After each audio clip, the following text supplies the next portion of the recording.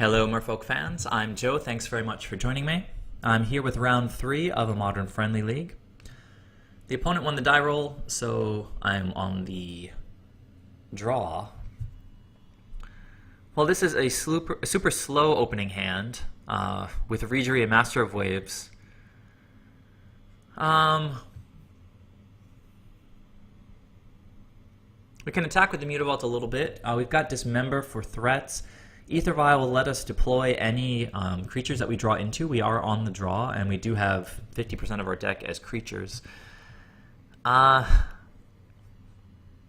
feel like I threw away a similar hand in a previous video from this league, but I like these two AEther Vials, so I think I decided to keep this. The opponent kept also. Stomping Ground into burn means that this was a mistake to keep. Even though I've got Master of Waves, the Dismember is a total liability, and we really need 2 drops and 1 drops to keep pace with burn.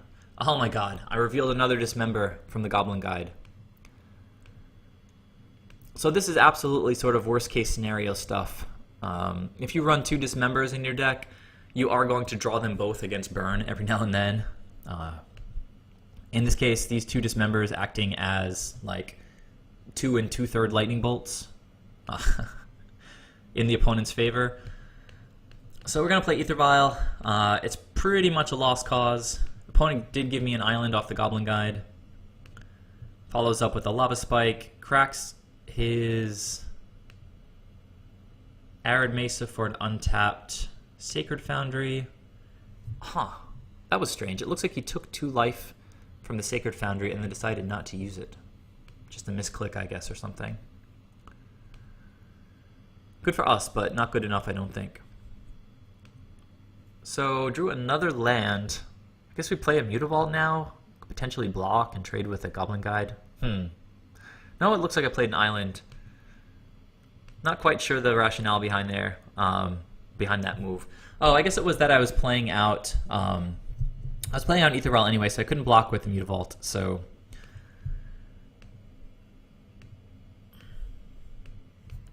I'm going to go through this game a little bit quickly. I'm just bluffing AEther Vial here. Maybe I can get the opponent to do something in response. Rift Bolt's going to take me down to 10. And I am, after letting the attack trigger resolve, what did that reveal? Spreading Seas. It's just so, everything's so slow this game for us. I'm going to Dismember this guy. It's almost certainly incorrect. But that Goblin Guide's just going to keep hitting me and hitting me and hitting me. If we play the Spreading Seas next turn, we're not going to have Mutavault up to block anyway. Lightning Bolt. I don't think there's going to be a next turn. Yeah, so yeah, we were just dead from the opening hand there. I don't know. What did you guys think about that opening hand? It was Reejerey, Master of Waves, 2 AEther Vials, Island, Mutavault, Dismember. So it's obviously really slow, but we could have drawn into great stuff. I don't know. It's hard to say. With a 3-drop and a 4-drop, it's just too slow for Modern, maybe. Probably should have been a mulligan. At least we can learn something from these videos. Alright, so I'm going to go to the replay interface, so look away for a second if you don't want to see the result of the match.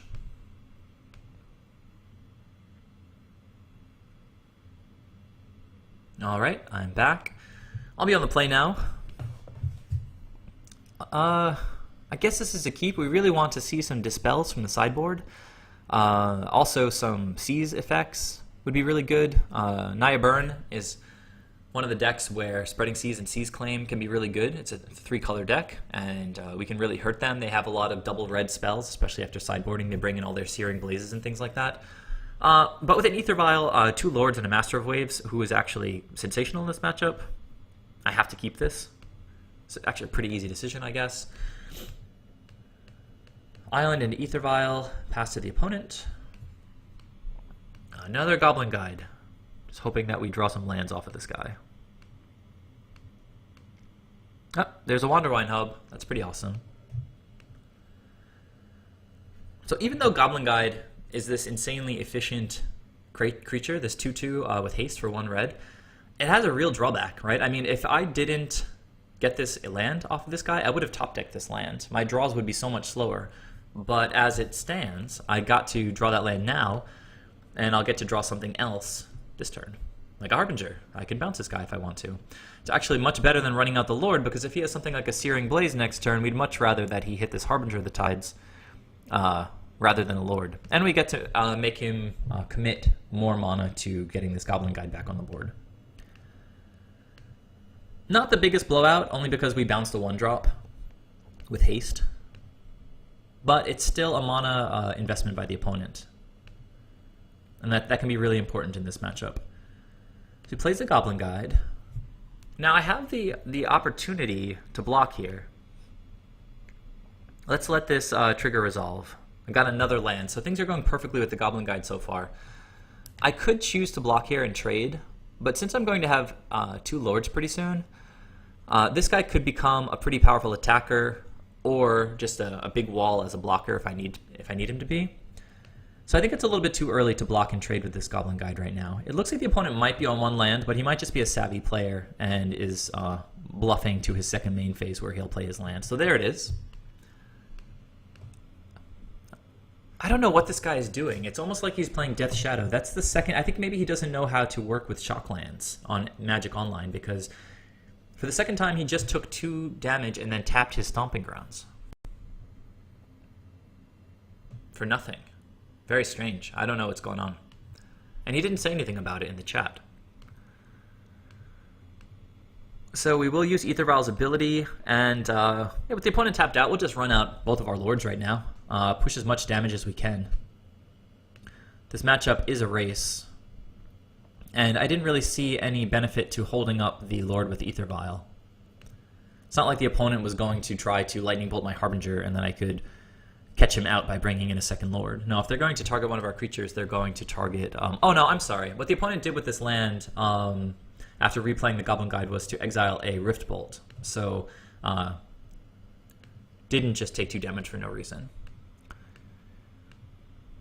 Alright, the opponent takes 4, goes down to 14. Opponent's going to cast Rift Bolt off of Suspend. Targeting my creature, which you always like to see in the burn matchup. Any card that is spent on our creatures rather than going to our face is an advantage for us. Monastery Swiftspear. And now, with the potential for a Tarkus command up, I think it is time for me to block. Let's let this attack trigger resolve. So I think that's the 3rd land that I drew off of this Goblin Guide. It's pretty amazing. I would have been in a much worse situation if I didn't get to draw every other land for free. Every other card for free, I should say. So I am going to throw my Lord in front of the Goblin Guide here. If he has a Tarkus command, his Goblin Guide will get to live, but I'll save 3 damage, which might be important. The opponent still has 4 cards in hand. Next turn, I'm going to be able to play out a Lord of Atlantis and hopefully get a ton of elemental tokens and stabilize the board. So I'm trying to trade with the Goblin Guide here. After blocks have been declared, looks like the opponent cracked his fetch land and is going for Searing Blaze on my Harbinger.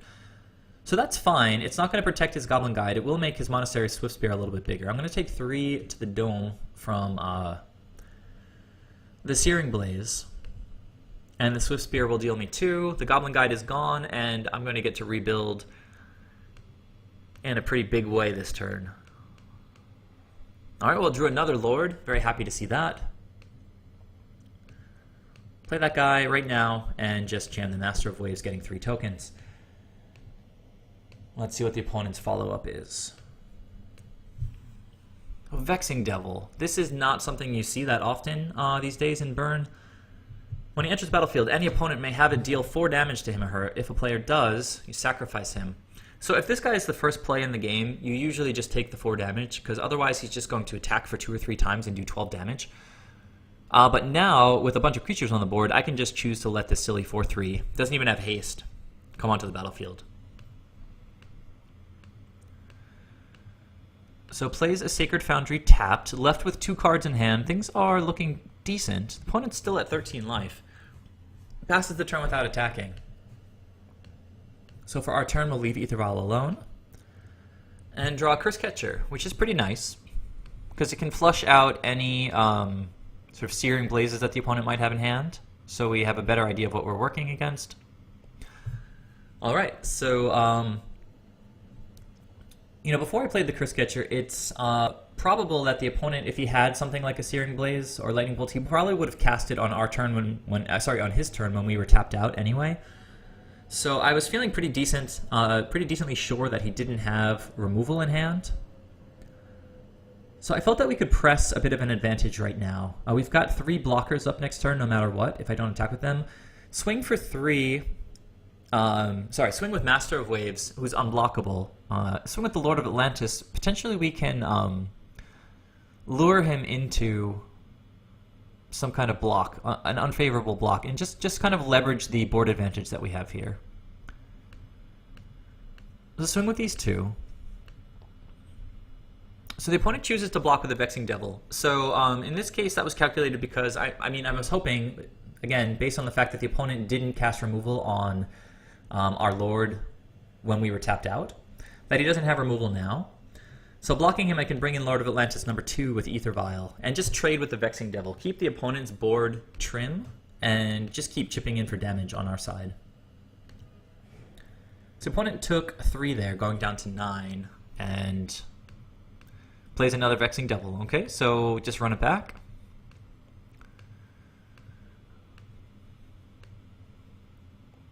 Alright, leave Aether Vial alone.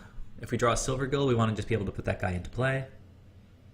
Okay, we drew another Lord, so literally we can just run back the same thing. If he had the second Vexing Devil last turn, he would have just played it out. That means he just top-decked the Vexing Devil. So, what are the attacks here? No, I was a little bit hasty on the commentary. I wasn't quite looking at what's going on. If the opponent has 9, and if we did in fact read his hand correctly, in the sense that he didn't have removal last turn, and then top-decked a Vexing Devil, we can attack with everybody, and then even without bringing in this Lord of Atlantis, it would be lethal if he doesn't have removal. Because let's say that he blocks it to Merfolk, then he's taking 6 plus 3, which is 9. He can't block the Master of Waves because he has protection from red. So let's see if the opponent did have anything. Tries to put it on Elemental, resets, thinks better of it. Goes back to it, and here we have 4, 6 plus 3 is 9. And I have the Lord of Atlantis for extra damage if I need it. But as it stood, I didn't need it. We got the opponent down to 0. And we see that we're playing against an interesting build with Vexing Devils. So I'm going to click out. Please look away if you don't want to see the result of the match.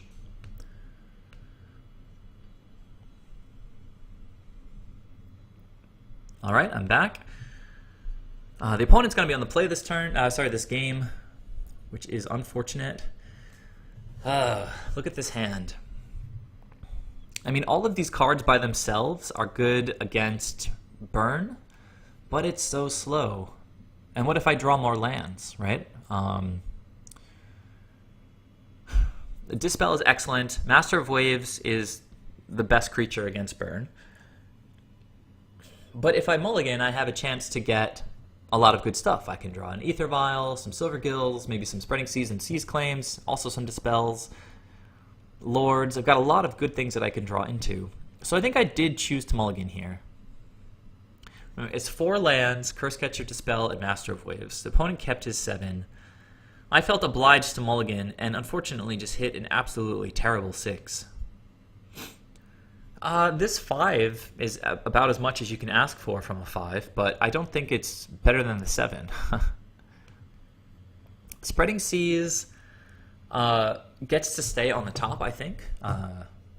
Don't really want to run the Master of the Pearl Trident on the draw out against burn because he'll just get Searing Blazed. But I don't really like how things are looking. Vexing Devil's I'm gonna take 4 to the face because this guy will just run me over. We know that we're drawing Spreading Seas for our turn, so I'll just play a land and Cursecatcher and pass back to the opponent. One plays another land, a Monastery Swiftspear. It's just obviously going to attack. No plays, no prowess triggers. I just take one, going down to 15, and I draw another Mutavault. Not the best. Can swing with Cursecatcher to begin with. Yeah, we'll play the Mutavault first. Swing with Cursecatcher. Go to second main. And having played the Mutavault, you can see that my plan here is to play out Spreading Seas instead of Master of the Pearl Trident. The opponent plays a third land. Next turn, he can play Searing Blaze and have mana to play around Cursecatcher. Not very effective. I would love to have been able to hit a dual land here with Spreading Seas, but with the opponent having a fetch land, the only good target is a mountain here, and I really just want to draw cards. Hopefully Dispel or Seize Claim or something like that, but instead I just drew a land, so... Opponent gets a tap Sacred Foundry and plays another land. Okay, an untapped Sacred Foundry. Lightning Helix to the Dome. Opponent's going to gain some life. Swiftspear gets bigger. I can't counter it because he's got enough lands. Mulligan to 5, not working out super well. Going into my third turn here. Let's see what I get. I mean, Dispel's a good card.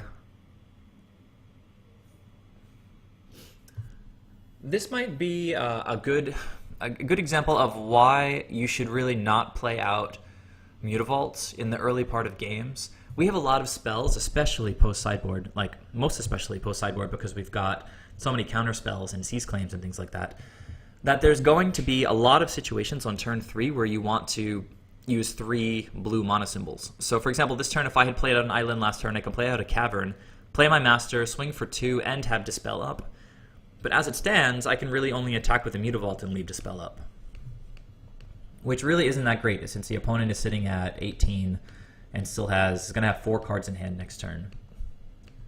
With a Swiftspear on board, and me at 10. Goes for a Lightning Helix again. It's good that we have this Dispel in hand, but the opponent still gets to swing at me for 2, and my hand still feeling relatively anemic. Well, the hand is okay. The development is just so slow.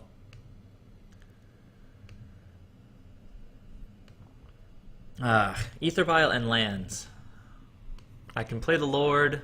So, I see an opportunity here. The opponent has... Well, I guess he did miss a land drop that turn. So it means that he's probably got some gas in hand.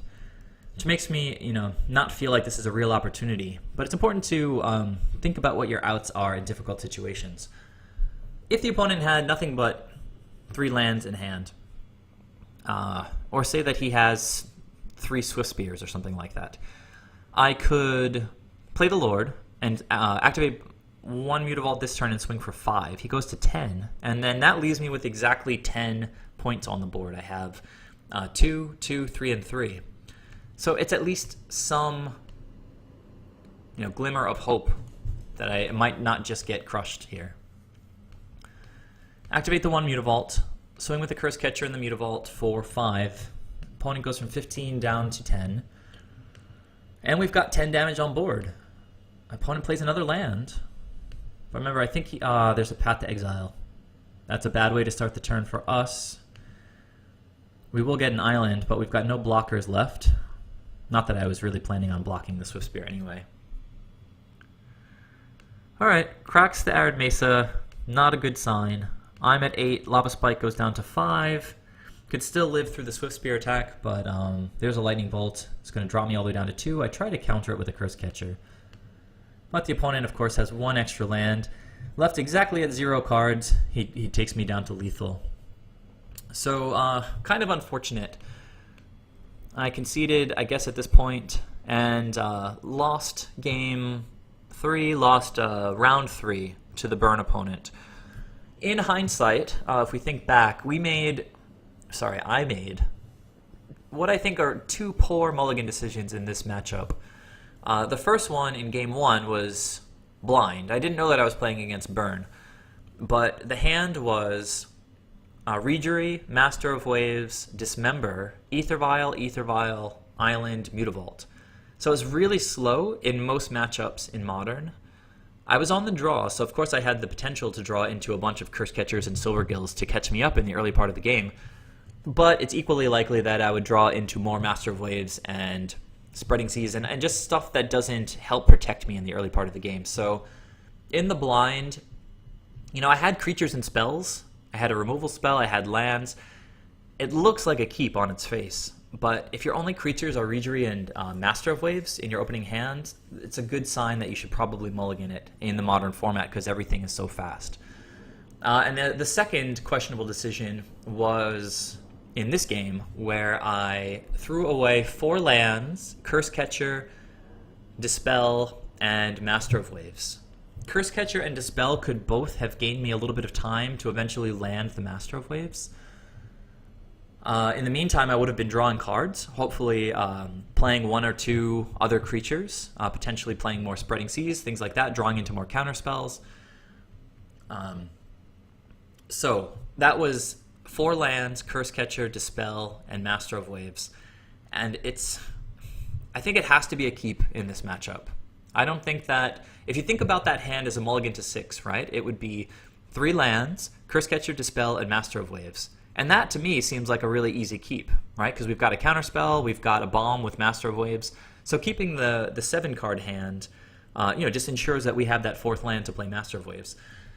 So I guess that just shows, the central importance of intelligent mulligan decision-making. In playing Magic. So the opponent got there. We're currently sitting at 2-1 in this Modern Friendly League. Please leave any comments you might have. Subscribe if you haven't already. And I'll catch you in the next video where I'll be going on to the 4th round of this Modern Friendly League. Thanks, guys. Bye.